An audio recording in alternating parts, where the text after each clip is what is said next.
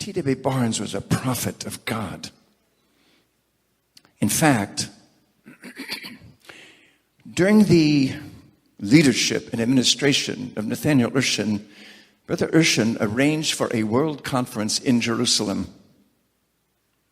And Brother Barnes was invited to go to Jerusalem to preach, and he went. He told me that when they landed in Tel Aviv, they drove them straight to their hotel in the city of Jerusalem. He said, boy, I was tired. He said, so I went to my room, opened the door, walked in, closed the door behind me, latched it, and went to the bed there and just laid down on my back on the bed. But Brother Barnes had been called years and years ago, when he was very young, to pray for the Jews in the nation of Israel. And he did it daily, faithfully. Rabbis flew into Minden, Louisiana, just to talk to him about the messianicship of Jesus Christ.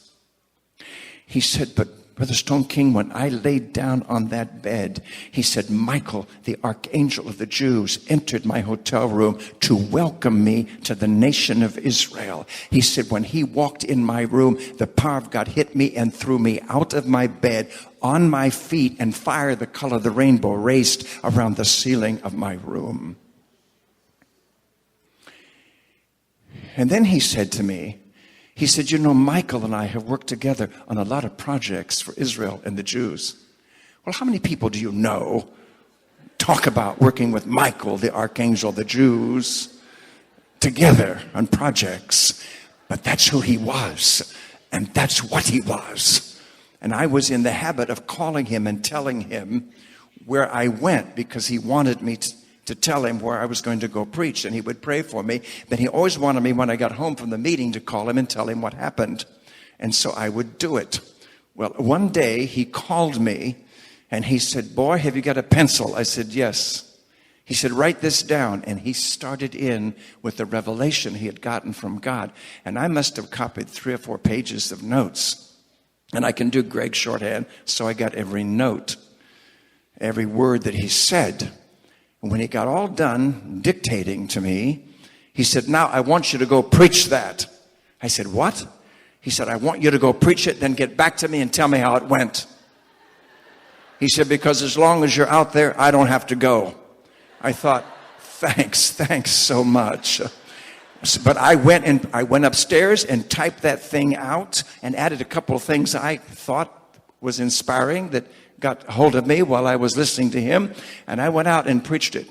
And when I got home, I called him, and he said, boy, how did it go? I said, Brother Barnes, I preached it. I preached that message exactly like you told me. I said, I added a few things. I said, it tore the place up, and I never even mentioned your name. They think I am great. I said, they think I am something. Well, he got laughing about all that. I said, but I've added a few things. He said, that's what I want to hear. Send me the tape. So I sent it to him.